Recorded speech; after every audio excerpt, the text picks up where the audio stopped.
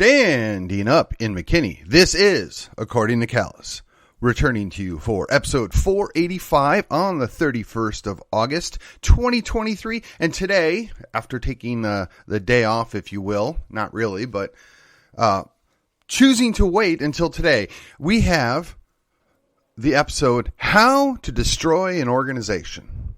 Now, yes, this is multifaceted. This is a story. It is very much rooted in reality. However, I do not wish to name any names, though people that are involved should be able to figure this out relatively easily. Why? Because I don't want to be sued.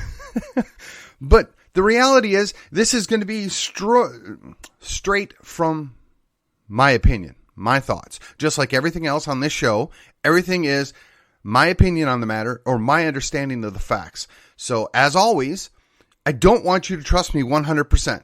I don't want you to never question something I say. I want you to go investigate and look into this and decide for yourself. I think you'll find that I give a fairly accurate read on the situation, and I do my best to remain as objective as possible. Though I got to tell you, it's one of those things where it's just very hard to maintain that. So if I get off a little bit on the wrong direction, or if I sound a little jaded or upset, you would not be wrong. I am a little both. But again, this is the story. It deserves to be told. And the reason why it deserves to be told is because it's happening right now. And it happens in places all the time. The sad reality is everything is vulnerable to attack at all times.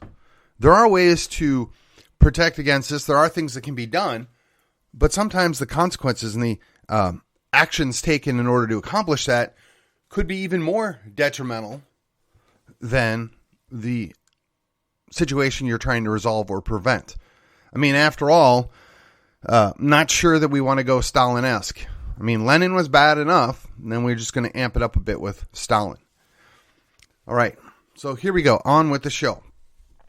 Step one. I shouldn't even put it in steps because that's not fair.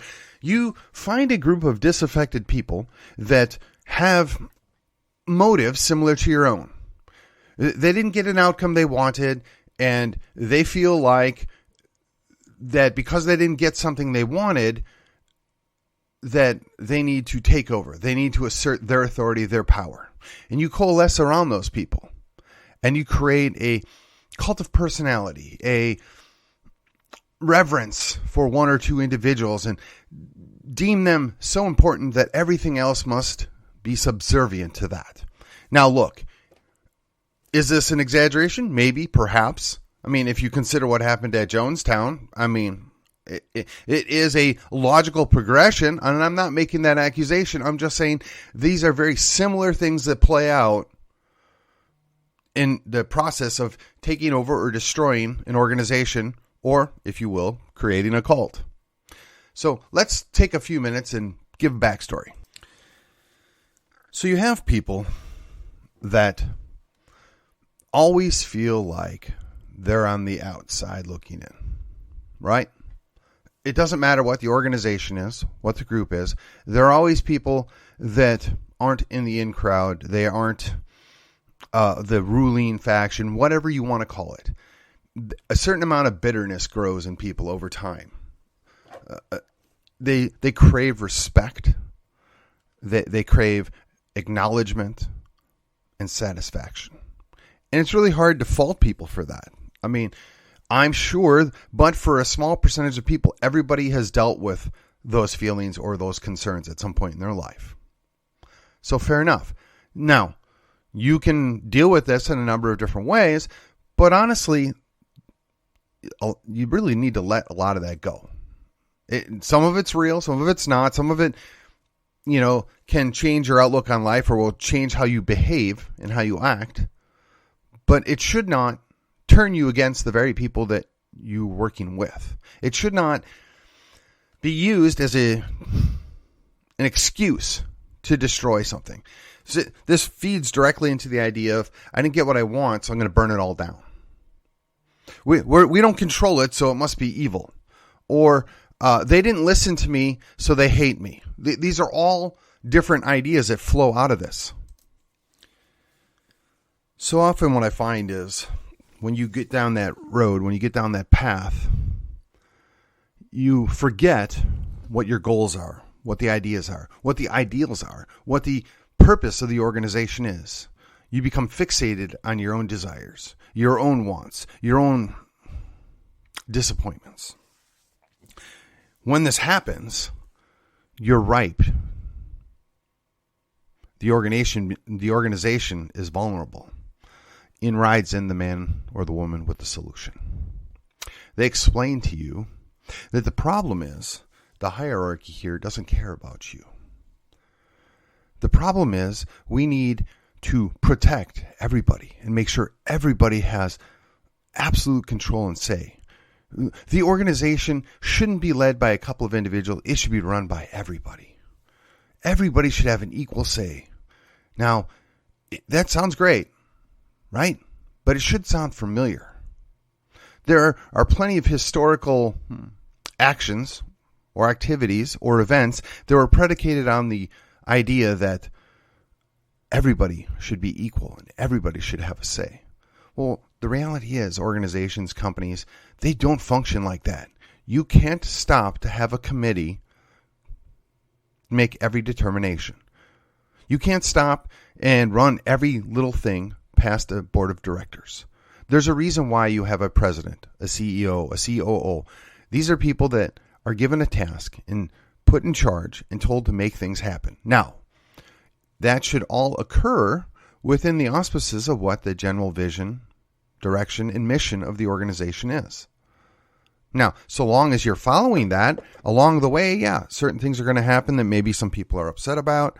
Some things are going to happen that don't go exactly the way it was planned.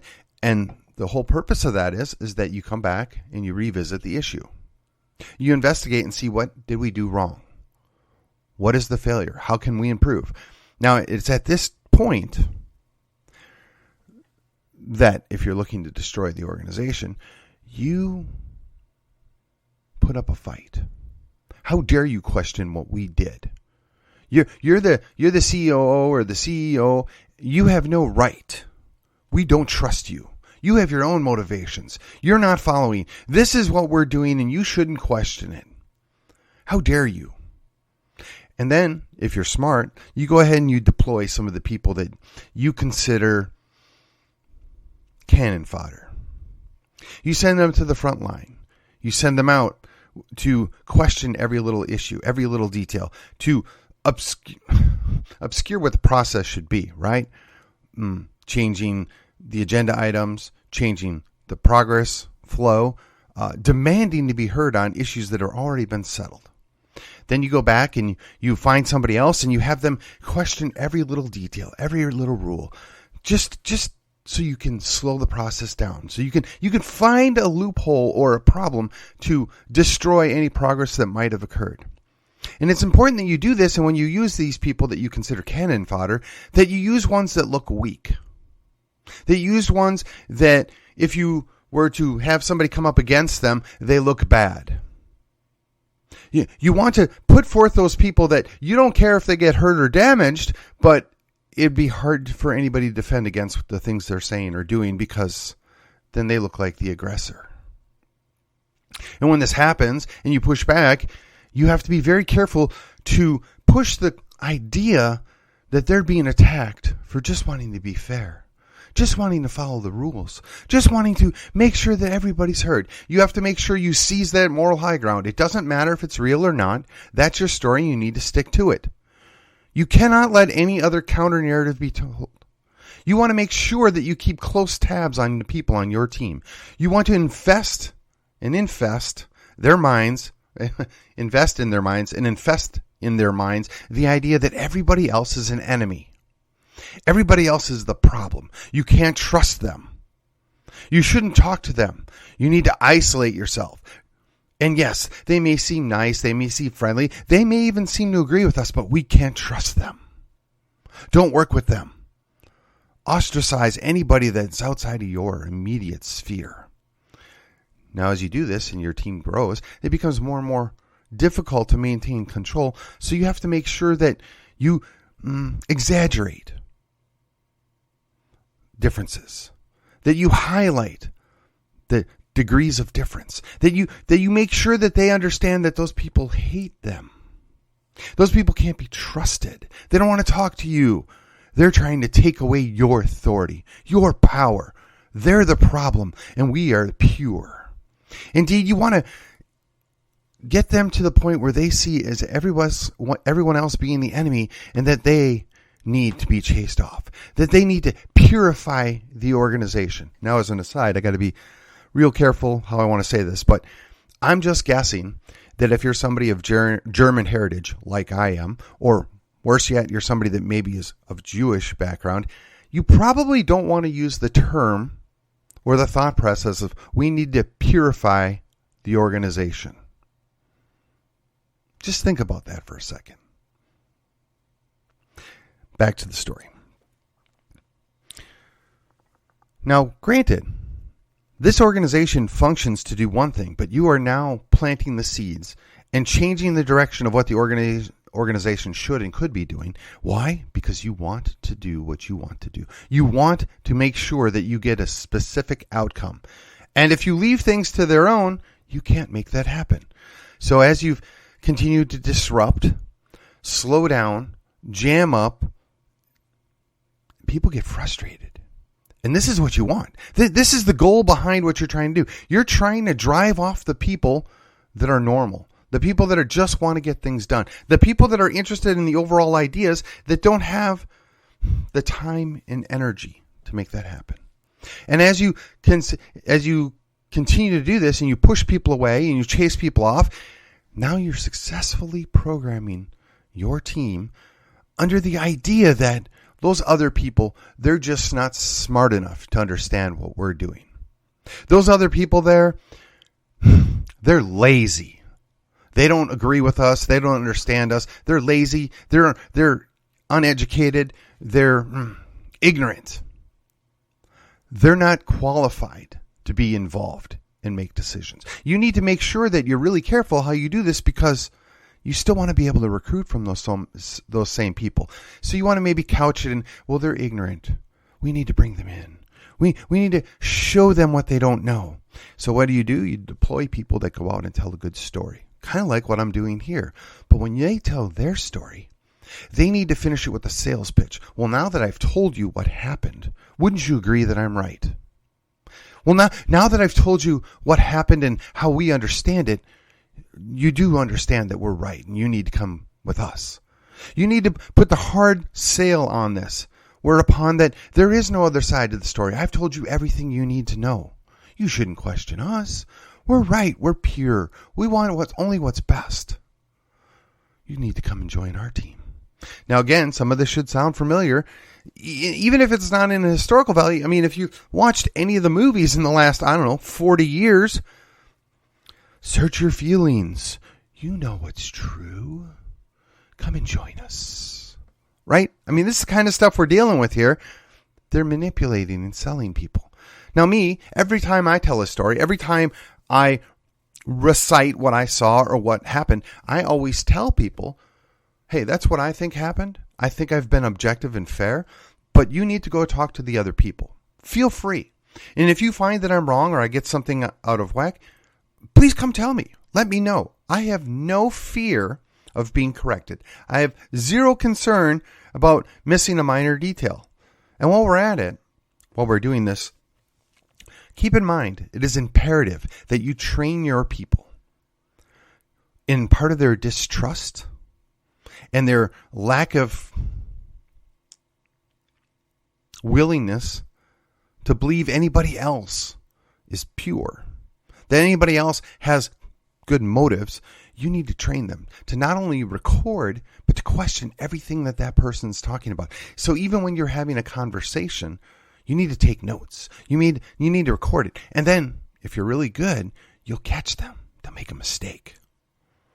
Maybe they'll get a detail wrong. Now, if they get that detail wrong, or they made a mistake in the course of a conversation that's an hour to an hour and a half long, you need to make sure you go out and let the whole world know they missed this point, or they got this little detail or this little fact off, or not 100% accurate. And you need to paint them as liars. You need to create the idea that they're disingenuous and they're up to no good. And how do I know this? Because they lied. It doesn't matter if it's real. It doesn't matter if it's innocuous. It doesn't even matter if it's not pertinent to the discussion at whole. You caught them in this little thing. And you need to save that recording and play it to other people. And you need to sow the seeds of doubt and hate and distrust. You've got to seize control of other people's hearts and minds. You got to make sure you pull them over to your side, because after all, we must seize control because we know what's best. We are the only ones that can be trusted. So yeah, this is happening. This goes on. And I got to tell you, it's effective. And because you've sown the seeds of doubt, and because you've basically said that other person can't be trusted, now the person you're telling your story to feels conflicted. Well, should I even call that person? How do I know they're going to tell me the truth? Well, what's interesting here is most people will occasionally get small details wrong. Or most people will actually add additional details when talking about a situation as time goes on. This is both completely normal and expected. If you've watched or heard anything having to do with criminal investigations, the people that do the investigations have the most doubt on the people that are exactly the same every time they're interviewed. It is expected that there'll be more detail or a better clarified piece of information as time goes on, because people are spending time thinking about it. They're reliving it, and they're getting better memory. Now, sometimes that memory is wrong, or sometimes that memory, as it firms up and clears up, it's on the wrong information, or it remembers something improperly, but it's more detail, right? It's the person that tells the same exact story over and over again and never alters their story. That's the one that causes police investigators to question. Now, if you don't believe me, again, I encourage you, go do your own research. Look it up for yourself. There's an advantage to telling the truth. There's an advantage to being clear when you're telling your story, to say, look, I might get something wrong. I might not have every detail accurate. Because you're saying from the onset that I'm not perfect, nor do I live under the illusion that I am. You're being straight with the person you're talking to.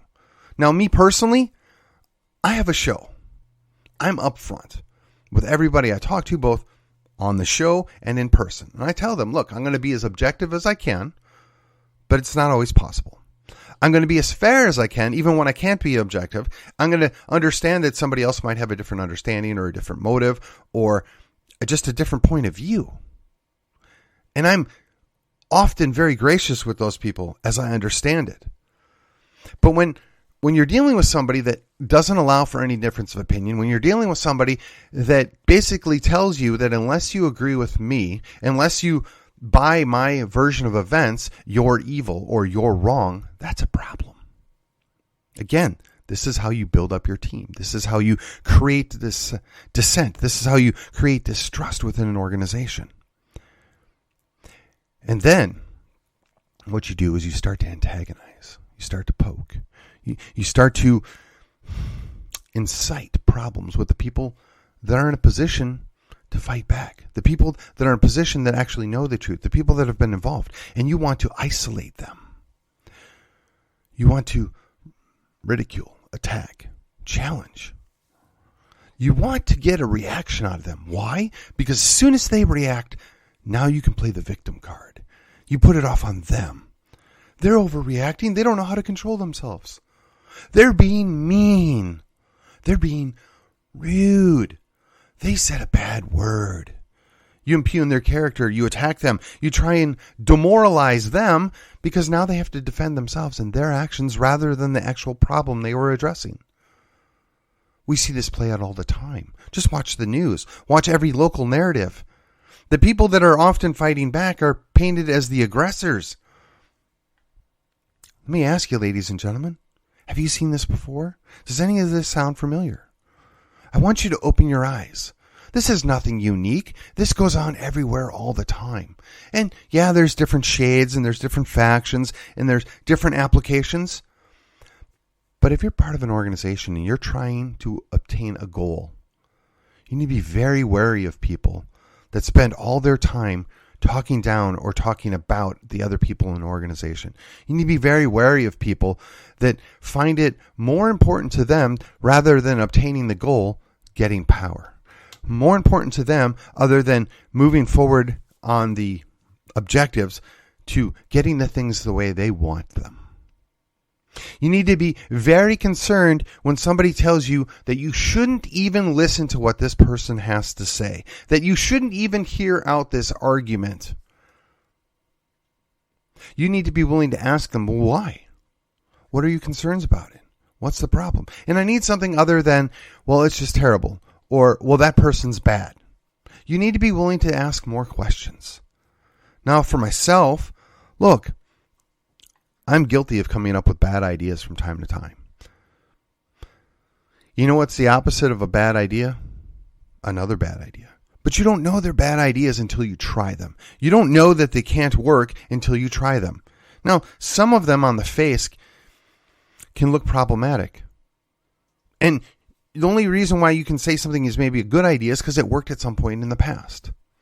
So, as I've been telling you this story, as I've been explaining how this organization can be destroyed, if it's not familiar to you, if you don't understand what's going on, this is where it comes into play, where you're at least familiar with some historical narratives. You're at least familiar with politics in general. And if you don't have the time or interest in doing that, hey, you need to go no further than going to pick up the book called Rules for Radicals. And you'll see that many of those applications that are being laid out in my story are corollary to different things they did in Rules for Radicals. And then you got to ask yourself, if the people in your organization or the people that you know within an organization are utilizing those same rules, those same actions to take out an organization, is it possible that maybe they're the problem? Is it possible that maybe they have ulterior motives that don't match with the mission and the goals of the organization? Is it possible that they're just looking to seize power? Is it possible that their ulterior motive, whatever that may be, is more important and is going to derail everything else that the organization is supposed to be doing? Is it not possible that by taking over this organization after they've neutered it, literally and figuratively perhaps, that they will feast on its destruction? Is it not possible that maybe they're the problem? Now, I don't know this. And I don't know all the details in everybody's life and their background, and I don't want to impugn them any more than they have impugned somebody else. But it's a fair question. And you need to be willing to take a step of faith and ask questions. Yeah, I understand that, Mr. or Mrs. Skullduggery. But what about this? What about that? Or better yet, when they badmouth somebody else, when they tell you that this person's up to no good, this person can't be trusted, this person's done X, Y, or Z, well, first, maybe you need to ask somebody else that was there and confirm whether the person telling you the story is reasonable, rational. Now, you probably don't want to get somebody from that same faction or group. You probably want to try and find an impartial third party.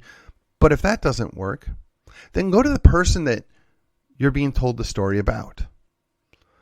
Have enough wisdom to understand that even though somebody's told me a very convincing story, and even though I think it's plausible, you need to remind yourself that you owe that person an opportunity to either defend themselves or clarify what happened. Now, I've been on both sides of this equation. Actually, if you want to look at it, three sides. I've been the person that's been aggrieved. I've been the person that probably maybe danced on the line and, impugned somebody else. And I got called on it. And that's okay. And I clarified and said, look, this is what happened. And this is why I took it that way. And when I got a reasonable explanation as to why I was wrong, okay, I accept that. I take it back. Or, no, that's not a reasonable expectation. In fact, it just reinforces where I came down on that issue. So no, the person that is doing this action is wrong. Then there's the, disinterested or the outside third party. Somebody comes to me because they know, hey, Callus, what happened here? Can you tell me? And I say, well, I was in the middle of it, or I saw part of it, or I'm aware of what happened. I've talked to multiple people, and this is what I've heard. This is what I think, but I really think you ought to go talk to the other person. I have no problem telling people that all the time. As a matter of fact, I have no problem telling people that when I'm speaking of a person specifically, hey, you should just go talk to them. Yeah, I'm telling you this is what happened, but if you don't believe me or you should go get their side of the story. Maybe they have an explanation I'm not aware of. It's fine. But more often than not, I have found that I'm on the receiving end of this. People literally make stuff up.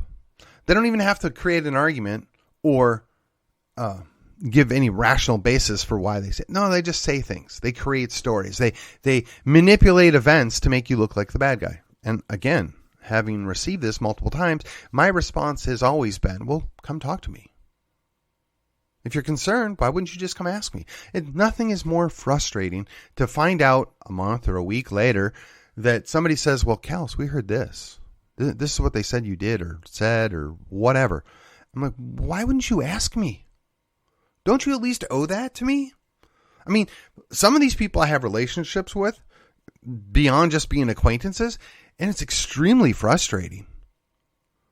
I always tell people, hey, if you don't believe me, go ask this person, they were there. Go ask this witness. Or if it's something to where it's possible I misunderstood, well, why don't you go ask and talk to them and see what they have to say? That's called being upfront. That's called being honest. That's called not trying to turn people against other people. And for those of you following along, this is not any hidden allegory. This is not any crazy story. This is life. I've watched this played out in the past. I in some way was involved in a previous situation similar to this, and I'm watching it play out again. And it's just sad. It's disappointing. It doesn't have to be this way. We don't have to attack our own, but we do all the time. And when we consider why our organization isn't being successful, why we're not meeting our goals, why we're not moving the ball forward, I would suggest that each and every person that is on that organization, that is experiencing that right then and there, hold a mirror up to yourself. Reflect upon yourself. What have I done? What have my friends done? What part of this, if any, is our responsibility? Now, the temptation here is to cut a deal. The temptation is to cave and give them what they want this time. I'm guilty of it. I've done it. And for some things, it's worthwhile. Hey, you know what? This isn't really worth fighting and arguing over. Let's move on. But at a certain point, you have to say no. If you don't say no, you're failing to do what you're supposed to do. If you're not willing to stand up and do the right thing, if you're not willing to stand up and defend your principles, if you're not willing to stand up and defend your organization, are you going to really do it when it counts? Are you going to do it when it matters? Are you going to do it when you have your back against the wall, either literally or figuratively? And I would submit to you, no. Just because somebody browbeats you, just because somebody tells you a convincing story, just because somebody, quite frankly, is your friend and you want to do what they want you to do just to keep them happy. Let me suggest to you that you owe it to yourself. You owe it to your organization. You owe it to your other acquaintances to spend a little more time investigating, to determine whether or not this is the best thing, or are these people actually working to destroy the organization? Are these people up to ulterior motives? I'm not going to say nefarious, just ulterior motives. Are they wanting to derail the purpose of an organization so that they can get it to do what they want it to do? And is that the best thing going forward? So I've told you a story of what's going on. I've told you a story of how, in my opinion, you can and should deal with it. But the real question is, what are you going to do? Are you going to open your eyes and pay attention to what's going on around you and maybe see what's unfolding? And this doesn't just happen in organizations. This happens all the time, everywhere. Are you going to have a critical eye? Are you going to embrace the idea that maybe things aren't always what they seem, but you owe it to both sides of the equation? Now, there's a biblical passage. For those of you that don't subscribe to it, that's okay, but it's wisdom. One side seems right and good until I heard the other side. There's a reason why there's supposed to be 2 witnesses before you convict somebody.